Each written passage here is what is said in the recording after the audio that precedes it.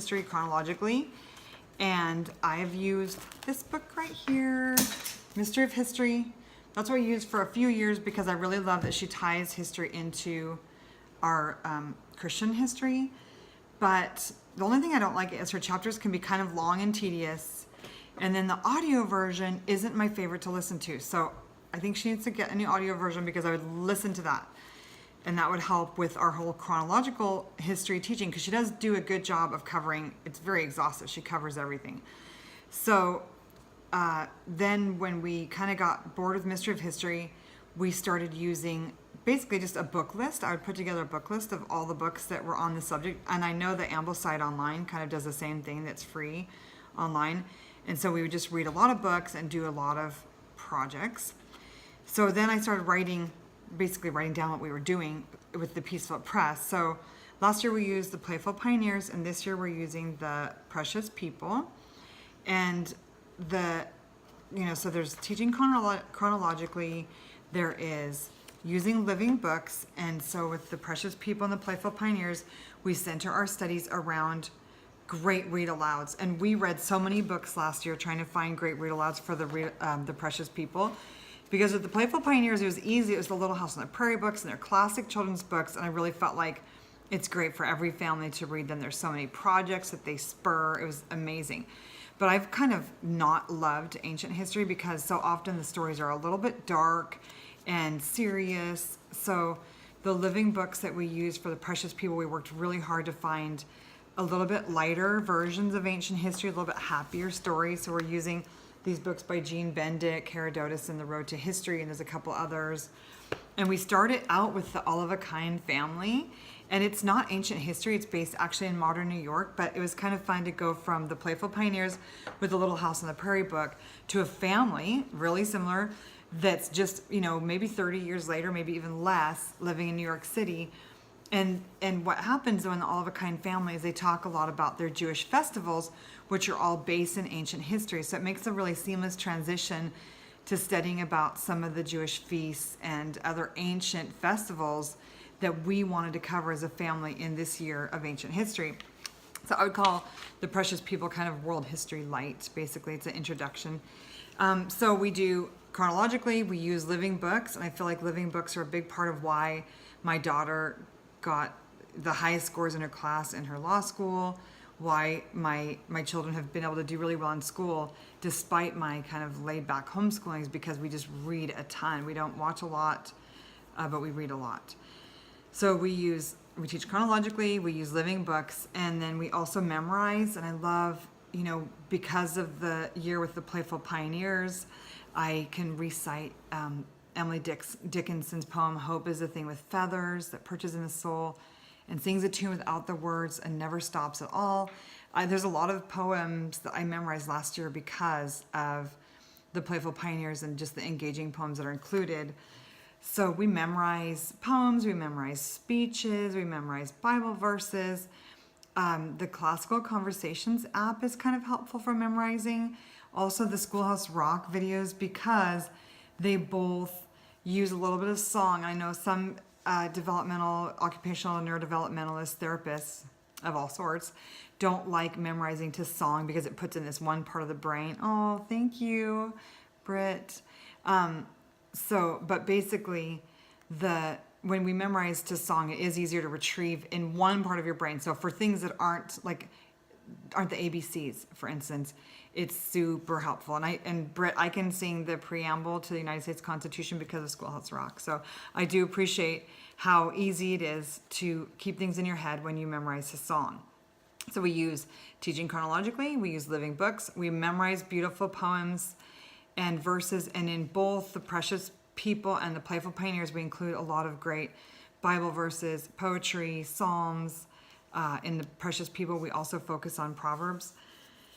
And then we also use a timeline. And so for our Precious People and Playful Pioneers, we have a little timeline cards. I'm going to show you. I've had a lot of questions lately about timeline. So recapping here, in the past we used this timeline. It was like kind of similar concept to the Book of Centuries. And we use these Homeschool in the Woods figures that we would color in, and they have some copy about the time in history. And now we use our Precious People timeline, or our Playful Pioneers timeline, which is basically cards that have the dates at the top and a little bit of copy on the bottom. And the thing that I like about this is my kids will stay a little bit longer with the card and memorize a little bit more about it because they're drawing it. So this is our timeline so far for this year. We've just started our year and we're doing a world history timeline. So we start with creation and Noah's Ark and Abraham and Isaac. For the Playful Pioneers, we use the Playful Pioneers timeline, and it covers early American history through the Industrial Revolution. And these are an overview. You can get those Homeschool in the Woods timelines for an exhaustive timeline of history. So, you know, the timeline could be just up above your chalkboard. It could be on your wall. At one time, we had this huge timeline that covered all of history, and it was just a red ribbon down the hall, and then we would glue or use putty to put our little timeline figures on the wall. And then the other thing that we do with our history is we do a lot of projects. And with the Playful Pioneers, we just found lots of different books to have projects, and there's lots and lots of projects included. With the Precious People, I didn't want people to have to go to the library quite as often. And so I found these 3 books. They're called Hands-On History. This one's Ancient Rome, and then there's an Ancient Egypt and Ancient Greece. And the thing that I loved about these is there's a ton of pictures, and there's also projects and recipes. And I really believe that when we do projects with our kids, it helps them remember what they learn. Like, for instance, yesterday we studied cuneiform. And so my daughter made a little clay tablet. First, she wrote her own alphabet, and then she made a clay tablet that says God is love in her alphabet. And so, you know, when you do a project like that, you really can conceive of what it meant to early man to try and start communicating with each other in written form. So all these projects just tie together what we're learning, and I feel like they're an essential part of making school memorable for our kids. And we don't want to just stuff them full of a bunch of facts. We want them to actually embrace learning and enjoy learning and remember what they learned. So this year we're using the Precious People, and it's basically first grade through 6th grade. You could use it with a kindergartner, but ancient history can just be so serious. So, but we did try to keep it lighter. So you could do the readings of the kindergarten, and then I'll show you some of the copy work. So basically there's a weekly grid that tells you what to do each week, and then each week has its daily details section. So with both the Playful Pioneers and the Precious People, we wanted a Charlotte Mason curriculum that includes living books, that includes poetry, it includes memorization, it includes art.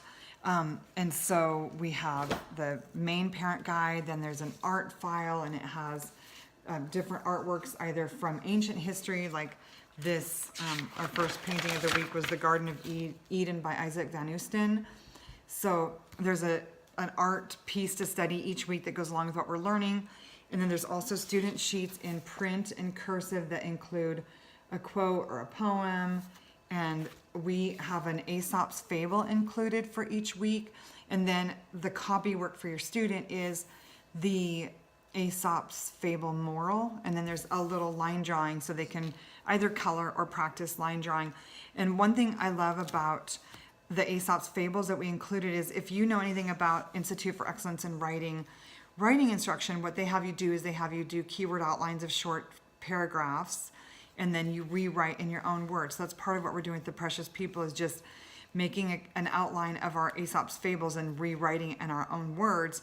And when your children start to narrate, when they start to tell you back what they read, whether it's through a picture or through saying it out loud or through writing it down or even acting it out, when they do that, it's preparation for college, because most of success in college means having a vocabulary, and it means being able to read something and write about it, being able to summarize. So when we narrate, we're developing powerful summarization skills. I just also wanted to show you a couple of the extra resources I'm using. I'm doing the Precious People with my 6th grader, and I don't love using textbooks for learning, but I do appreciate sometimes how they can tie information together or give more information about what we're studying. So I'm using this James Strobaugh Studies in World History with my 6th grade student, and it just has a beautiful short section about what we're learning about. One of my favorite things actually about this was that it didn't avoid women. I think sometimes a lot of Christian textbooks avoid talking about women in history. and it had sort of a balance. I feel like it was a Christian book that had a balanced worldview, and I appreciated it. It's also just, it's also easy to use. It's such a short paragraph. Once again, it'd be easy to summarize, and that's what my 6th grade student has been doing, is just reading a section from that and then writing a paragraph each day to summarize what she read. We're also, as a family, for the precious people, using this gospel story Bible, and there's so many great children's Bibles out there, but I love how this one ties everything every Bible story to the gospel, so that everything points back to our salvation in Christ and the freedom that brings. And we're also in our morning time. I love morning time. I'm sure you all love morning time too. So we do our gospel story Bible, we do our read aloud, and we're also reading this Kenneth Taylor Children's Bible in Spanish. And so a lot of the stories are kind of going along with what we're reading anyhow. And then it's an awesome opportunity for my children to be immersed in Spanish vocabulary. Makes it super easy for me to not try and do a whole curriculum, but I just read the Bible story to them in Spanish. And you could do that in whatever language you are studying with your children. And we are adding in lots of great picture books. And with the precious people, there's a whole scope and sequence with a lot of these picture books. And then there's an extra book list of picture books. So this Exodus by Brian Wildsmith is one. One last thing I wanted to say about the precious people is, with this curriculum, I really wanted to tie in some of our Christian history. I think a lot of ancient history curriculum focuses mostly on Greek and Roman history.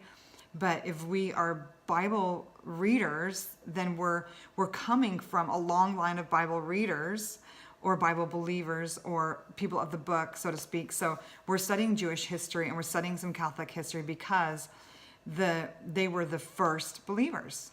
And so one of the first things we're doing this year is celebrating in a really simple way Rosh Hashanah.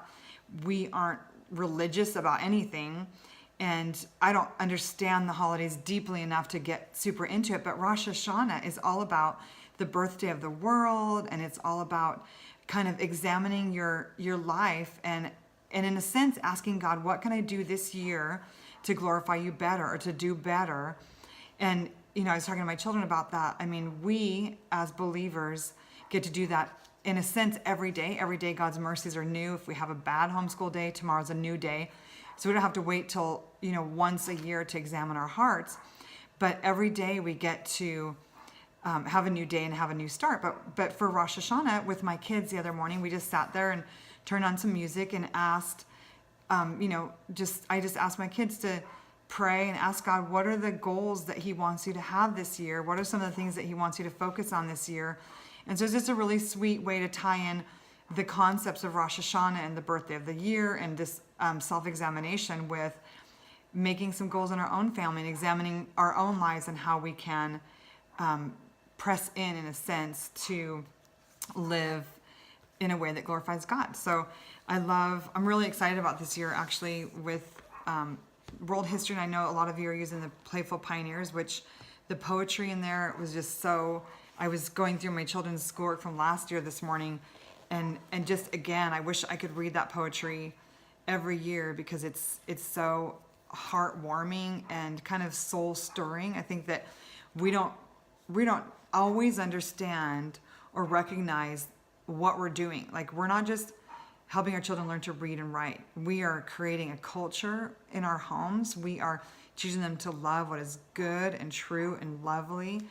And so when we're reading beautiful poetry together, that, like the Cherokee Traveler's Greeting was one of the poems from the Playful Pioneers, and it talks about, I will remove thorns from your feet and we will walk the path of life together. So, talking about community, and the poem Hope is a Thing with Feathers, talking about having hope. So there are so many ways as we're homeschooling our children that we're not just teaching them how to be academic or how to succeed in college, but we're actually teaching them how to have hope and how to love each other and how to love the world. And it's just such a beautiful opportunity and a true privilege to get to homeschool our children and teach them about history and make it memorable for them.